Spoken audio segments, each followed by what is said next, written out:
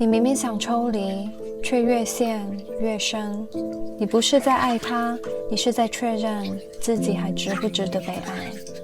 明明知道对方情绪不稳定，明明知道继续下去只会更累，明明告诉自己不要去在乎，但一旦他突然冷一下，消失一下，疏远一下，你整个人又开始想解释，想确认，想证明对方还是在乎的，想修复那一点点不确定。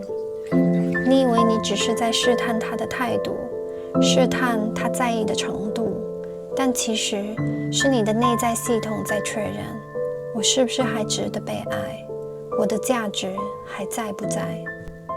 在这种结构里，离不开从来不是情感本身，真正隐性动机只有一个，你无法承受关系里的不确定。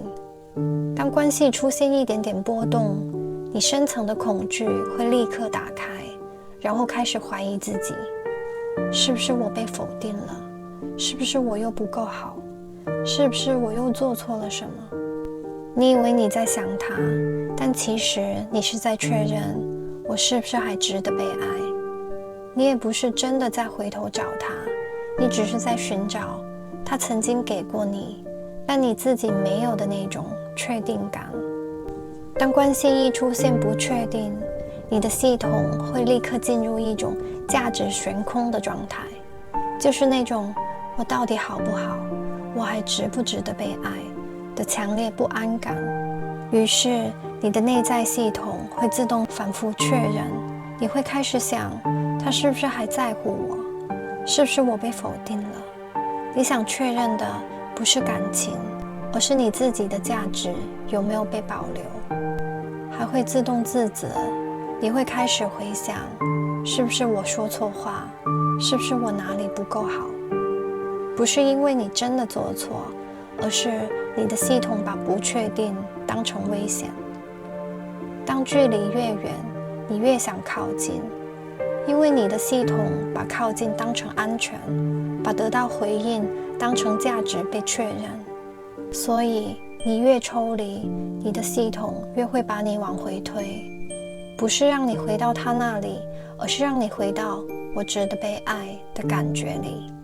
这种结构有一个非常清晰的特征，就是你把自我价值放在对方身上，而不是放在自己身上。于是出现一系列反向吸附反应，越想离开，却越被吸回去。他情绪好，你觉得自己是好的；他冷漠，你觉得自己出了问题；他消失，你开始怀疑自己；他回来，你又觉得安心。你以为你是在维持关系，但你真正维持的是，我是不是值得被爱这个感觉。你抽离不了的不是关系本身，而是你把它当成了价值确认点。这种结构几乎都来自同一种成长环境，照顾者情绪不稳定，孩子表现好才会被肯定，做不好就会被冷落、被自卑，必须主动维持关系，因为别人满不满意，直接决定了自己会不会被好好对待。于是你学会了去观察，去揣测，去修补，去挽回，去证明自己值得被爱。这不是恋爱问题，这是你从小到大的生存模式。长大后，当一个人变冷，你的内在系统会自动启动旧程序，我必须把关系稳住，我才安全。你想抽离，但你的系统却在说，不行，抽离会失去价值。这就是为什么你越想离开，反而越离不开。